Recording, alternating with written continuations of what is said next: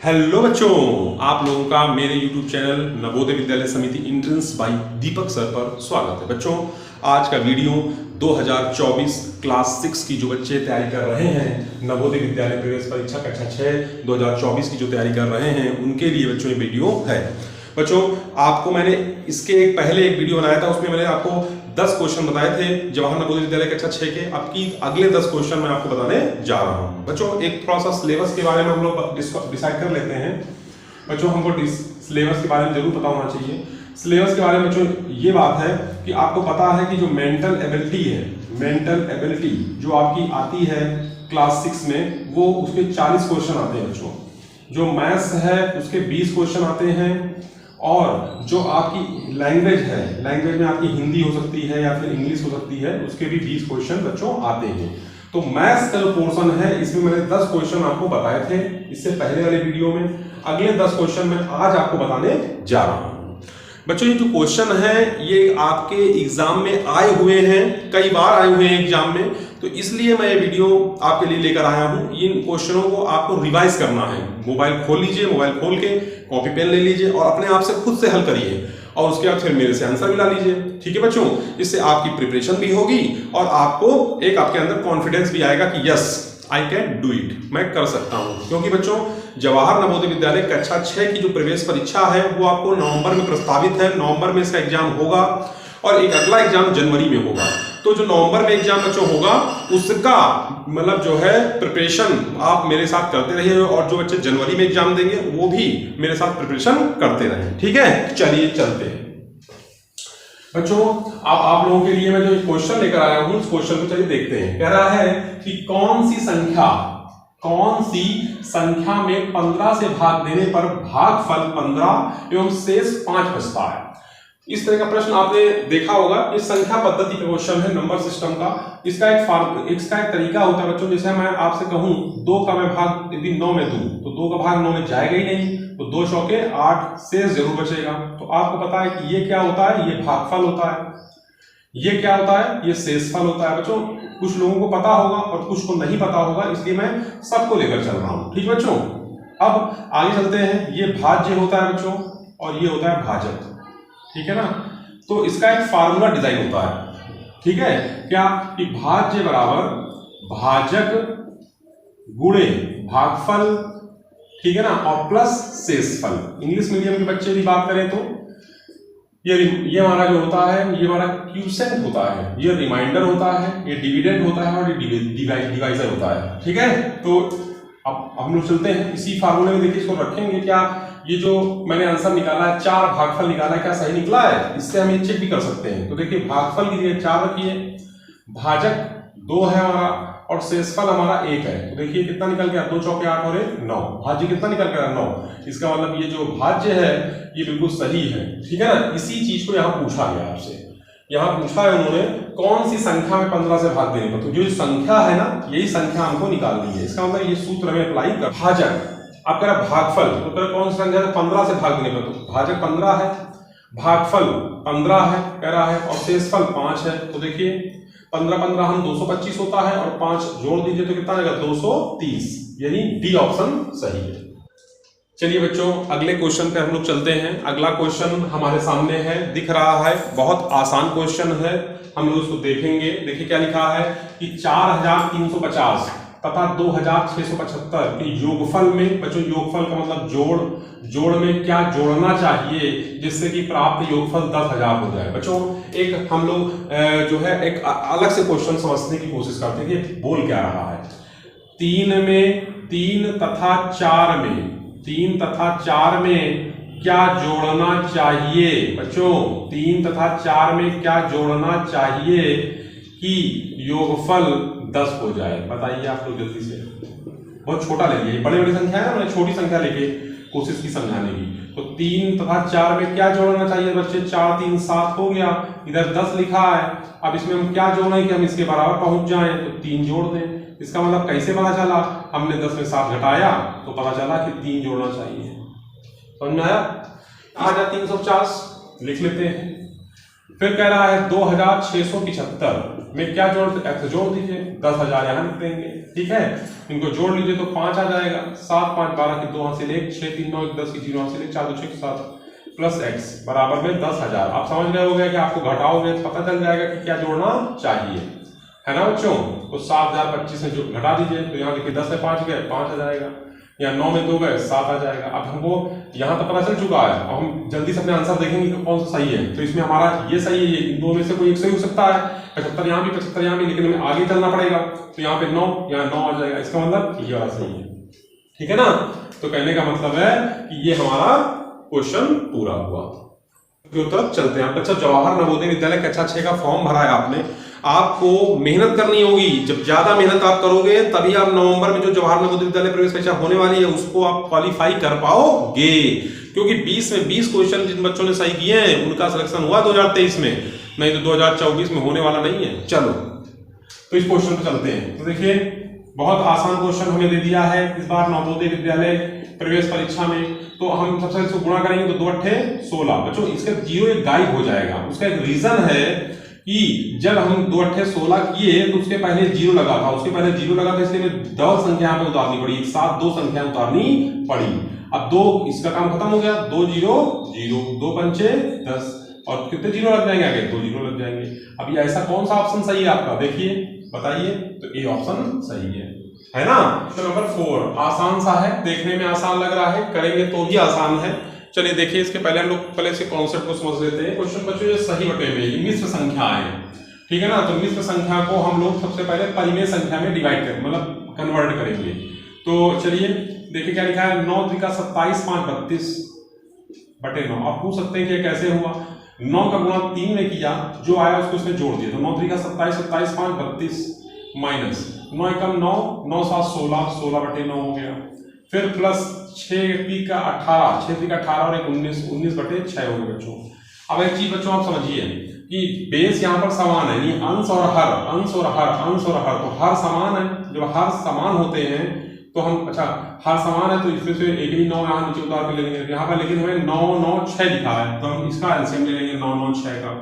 तो देखिए 3 से काटिए, 3 त्रिका 9 3 त्रिका 9 3 9 6, ये 3 से, ठीक है। फिर 2 बचेगा, 3 त्रिका 9 18, नहीं एलसीएम क्या आ जाएगा 18 आ जाएगा। तो 9 दूनी 18 2 2 से 32 गुना 64 माइनस 9 दूनी 18 2 16 दूनी 32 प्लस 6 3 18 9 19 किया 57 बच्चों। अब ये प्लस का है और ये भी प्लस का है तो जुड़ जाएंगे। तो 64 में 57 जोड़ दो, कितना 7 4 11 की 1 हासिल 1 6 5 11 और 1 12 121 आया। 32 उसमें माइनस कर दो क्योंकि ये माइनस में है। 11 में 2 गए 9, 11 में 2 गए बच्चों 9, 11 में 2 गए 9 और यहाँ कितना था 11 में 3 गए 8। देखिए हासिल लेंगे 11 दोनों को, 11 में 8। अब कितना आ गया 89 बटे 18, 89 बटे 18 हमें मिला। अब देखिए यहाँ पर इसमें 18 तो 18 इसमें और इसमें, इन दो में से कोई 4 नहीं आएगा। ये सही है डी, ठीक है। 18 चौको 72 4 आ जाएगा तो 4 सही 17 बटे 18, ये हमारा आंसर हो जाएगा। अब चलिए बच्चों अगले सवाल पर चलते हैं, क्वेश्चन नंबर 5 पर। क्वेश्चन नंबर 5 कह रहा है कि यदि 3 संख्याओं का गुणनफल 6720 है जिनमें 2 संख्याओं का गुणनफल 240 है तो तीसरी संख्या क्या है। बहुत आसान सा प्रश्न देखो दिया गया बच्चों।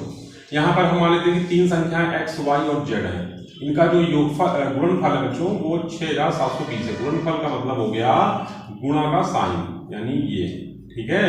अब कह रहा है जिनमें 2 संख्याओं का गुणनफल, तो 2 संख्या मतलब x और y का जो गुणनफल है वो 240 है। तो तीसरी संख्या बतानी है बच्चों।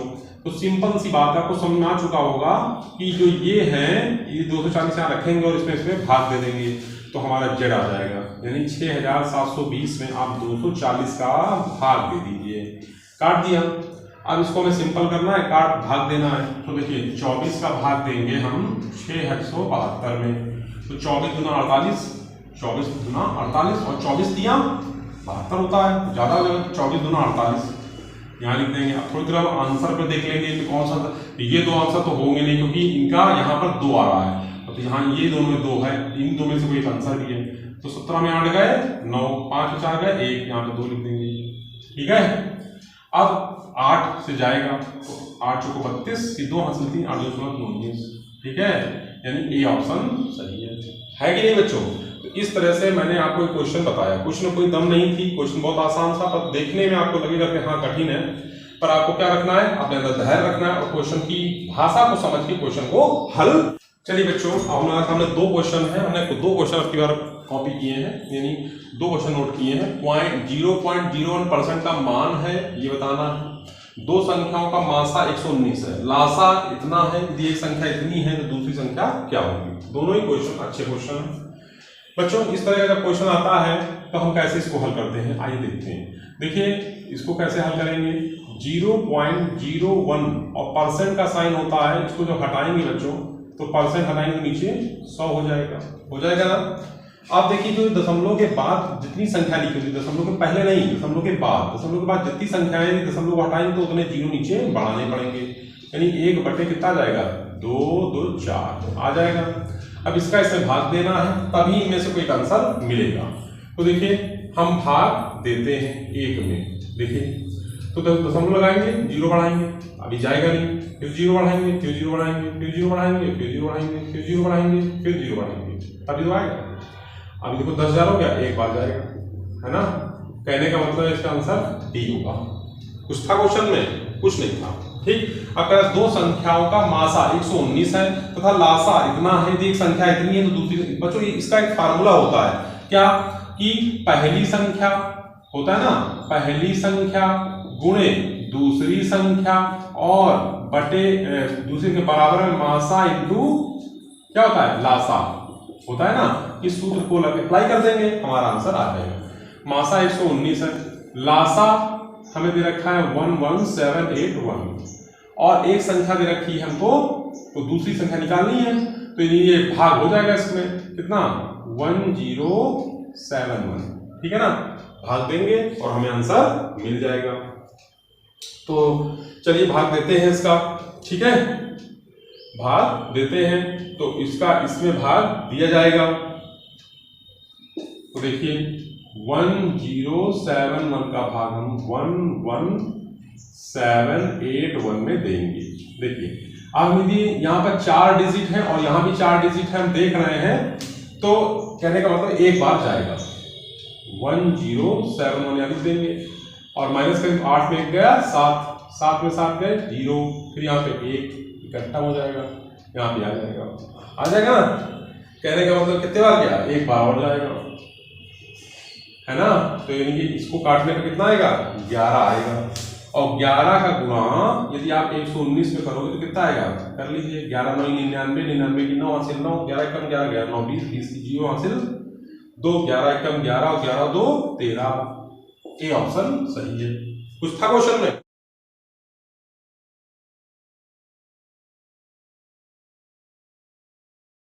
एक बात, यदि आप चैनल पर नए हैं तो चैनल को सब्सक्राइब कर लीजिए और चैनल को सब्सक्राइब करने के बाद लाइक का बटन जरूर दबा दीजिए, जिससे हमारा मनोबल बढ़े और हम आपको नए नए वीडियो प्रोवाइड कराते रहें। चलिए बच्चों, एक क्वेश्चन हमारे सामने 8 नंबर आ गया है। क्वेश्चन नंबर 8 को हम देख रहे हैं 25 पैसे और 3 रुपए का सरलतम अनुपात होगा। बच्चों तो एक चीज हम जान चुके हैं कि यहाँ पर क्या लिखा है बच्चों, 25 पैसे लिखा है और यहाँ पर क्या लिखा है बच्चों, 3 रुपए लिखा है ना। तो देखिए हम जब रुपए को पैसे में बदलेंगे तो क्या हो जाएगा, 3 रुपए, 1 रुपए में बच्चों देखिए जिनको पता है, ठीक है, 1 रुपए में होते हैं 100 पैसे, 1 रुपए में होते हैं 100 पैसे, तो यहाँ पर 3 रुपए में हो जाएंगे 300 पैसे हो जाएंगे ना बच्चों। अब यहाँ पर 25 पैसे है ना। अब इसका कह रहा है कि सरलतम अनुपात क्या होगा, सरलतम का मतलब हो गया कि इसको आप सॉल्व करके दिखाइए, ठीक है। तो देखिए हम 25 का यहाँ पर जो है, यहाँ भाग देखिए 25 बटे लिखेंगे 300, भाग दे देंगे, पैसे से पैसे कट गए, अनुपात निकालना है। तो देखिए 25 का भाग दीजिए 300 में, तो 25 का 25 25 छक्का 150 होता है, 25 से कम 25, ठीक है ना। 25 दूना 50 ज्यादा हो जाएगा, तो 25 5 यहाँ जाएगा, आ जाएगा 25 दूना 50। तो कहने का मतलब क्या आ जाएगा, 1/12, कहने का मतलब 1:12। डी ऑप्शन सही है, ठीक है। क्वेश्चन को दम था नहीं था, लेकिन बहुत सारे बच्चे क्वेश्चन गलत करके आते, ठीक है। चलिए चलते आगे। अब बच्चों क्वेश्चन नंबर 9 को देख रहे हैं हम लोग। क्वेश्चन नंबर 9 में कह रहा है कि प्रथम 5 अभाज्य संख्याओं का औसत क्या होगा। बच्चों अभाज्य संख्याएं क्या होती हैं, मैंने आपको ये बताया हुआ है। अभाज्य संख्याएं वो होती हैं जो किसी और पहाड़े से डिविजिबल ना हो। जैसे कि मैं आपसे कहूं 3 एक अभाज्य संख्या है। 3 एक क्या है? अभाज्य संख्या है। अभाज्य, भाज्य नहीं है, अभाज्य है। अभाज्य का मतलब होता है ऐसी संख्या जो किसी और पहाड़े से न कटती हो। जैसे कि 3 जो है किसी और पहाड़े में बच्चों नहीं आता है। और आगे चले तो 5 एक अभाज्य संख्या है, 7 ये अभाज्य संख्या है, 9 तो 9 हम लिख देंगे अभाज्य संख्या। 9 अभाज्य संख्या नहीं है, 9 भाज्य है, क्योंकि ये 3 के पहाड़े में आती है और ये 3 से कट जाता है। ठीक है, समझ में आपको आ गया? तो अभाज्य संख्या है। बोर्ड में पढ़िए क्या लिखा है, प्रथम 5 अभाज्य संख्याओं का औसत क्या है। प्रथम 5 अभाज्य संख्याएं। तो प्रथम बच्चों अभाज्य संख्या होती क्या है? अभाज्य संख्या वो होती है जो केवल और केवल अपने पहाड़े से कटे, किसी और के पहाड़े से वो ना कटे, या फिर किसी और के पहाड़े को ना आती हो। जैसे कि 2 एक अभाज्य संख्या है, ये सम अभाज्य है। 2 एक अभाज्य संख्या है, ये केवल और केवल अपने पहाड़े में आता है और किसी पहाड़े में नहीं आता। 3 ये भी एक अभाज्य संख्या है, 5 ये भी एक अभाज्य संख्या है, 7 ये भी है और 11 ये भी है। तो ये 5 संख्या में लिख ली, इनका योग क्या होगा? योग बना, इनको जोड़ लीजिए। औसत का फार्मूला होता है कुल पदों का योग बटे पदों की संख्या। अब जोड़ लो, कितना आ जाएगा? देखो 11 7 18 18 5 23 23 3 26 26 2 28 28 बटे 5, 5 से काट दो, कितना आ जाएगा? 55 25 तो समझ लगाओ 0 5 30, यानी बी ऑप्शन सही है। कुछ क्वेश्चन में नहीं था। ठीक है, आपको समझ में आया? इस तरह से प्रश्न आपका बच्चों हो गया। ठीक है, कुल पदों का योग, औसत का फार्मूला होता है बच्चों, औसत का फार्मूला होता है कि कुल पद है उनका योग। प्रश्न है क्वेश्चन नंबर 10, ग्राफ का अध्ययन करिए, बताइए कि शुक्रवार को कितने छात्र उपस्थित थे। तो बच्चों विद्यार्थियों की संख्या है और ये दिन दे रखे हैं सोम मंगल बुध बृहस्पति शुक्र और शनिवार। ठीक है, और यहाँ पर इन्हें दे रखा है कितने छात्र, विद्यार्थियों की संख्या मतलब कितने छात्र शुक्रवार को उपस्थित थे बच्चों। तो शुक्रवार देखिए कहाँ पर है, ये शुक्रवार आ गया। अब शुक्रवार की लाइन देखिए ध्यान से, तो कितने बच्चों विद्यार्थी उपस्थित थे। देखिए एक बात आपको बता दें, ये जैसे 0 है, ये 5 है, 10 15 की लाइन है, ये 20 25 हो गया, ये 30 ये 35 हो गया। तो कहने का मतलब है 35 छात्र उपस्थित थे। कुछ क्वेश्चन में था, कुछ नहीं था। देखते ही हमको लगा नहीं कि क्वेश्चन बहुत कठिन होगा, लेकिन नहीं, जब इस तरह के क्वेश्चन बच्चों आते हैं तो आप इनको सॉल्व करिए। और आपको यदि कोई प्रॉब्लम हो तो कमेंट बॉक्स में आप मुझसे पूछ सकते हो कि सर मुझे ये प्रॉब्लम है। ठीक है बच्चों, आज के लिए इतना लिखते हैं। जय हिंद, जय भारत।